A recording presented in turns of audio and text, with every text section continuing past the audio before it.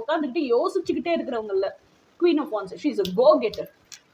ஓகேயா, தன்னோட feministic கிரேஸ்லேயே feministic பர்சிஸ்டன்ஸ்லேயே ஒரு ஃபெமினைனா அந்த வேலையை செஞ்சா எப்படி தி பெஸ்டா செய்ய முடியுமோ அந்த அளவுக்கு she goes and pursues her dreams. Okay, அந்த அளவுக்கு. இன்னொன்று, she is a very very calculative risk taker.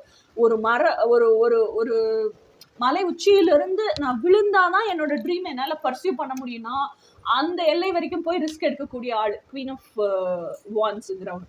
இன்னொன்று, குவீன் ஆஃப் வான்ஸ் ஒரு ரூமுக்குள்ள போறாங்க அப்படின்னு வச்சுக்கோங்களேன், அந்த ரூம்ல அவங்க தான் அட்டென்ஷன் அட்ராக்ஷனா இருப்பாங்க. எல்லா கண்ணும் அவங்களை திரும்பி பார்க்கும்.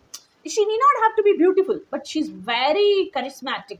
She's very smart. She's very charming. Queen of Wands is an emotionally intelligent person. She's not a sentimental person. So, அப்போ உங்க masculine இன்னும் உங்களை எப்படி பார்த்துட்டு இருக்காங்கன்னா உங்க டிவைன் ஃபார்ம்ல தான் தெரியும், எர்த்லி ஃபார்ம்ல தெரியாது. உங்களோட டிவைன் ஃபெமினைனா அவங்க இப்படிதான் வச்சிருக்காங்க, இப்படிதான் உங்களை வந்து ஒரு காடஸா பாக்குறாங்க, ஏஞ்சலிக்கா பாக்குறாங்க. உங்களை வந்து குவீன் ஆஃப் வான்ஸா தி அல்டிமேட், அவங்களுக்கு அப்படி அவங்க உருகி போற அளவுக்கு, மாஸ்குலைன் உருகி போற அளவுக்கான ஒரு செடக்ட்ரஸா பாக்குறாங்க. It's a very good thing. இப்போவாச்சும் அட்லீஸ்ட் ரியலைஸ் பண்றாங்க அவங்க ஹார்ட் ஸ்பேஸுக்குள்ள அவங்க ட்ரீம் பர்சன் இருக்காங்க, அந்த ட்ரீம் பர்சன் இப்படி இருக்காங்கிற வரைக்கும் அவங்க பார்த்துருக்காங்கல்ல. அப்போ அவங்களோட கம்யூனிகேஷன் வித் டிவைன் ஃபெமினைன் இன்னும் டீப் ஆகுதுன்னு அர்த்தம். இந்த அளவுக்கு அவங்க ரியலைஸ் பண்ணியிருக்காங்கல்ல.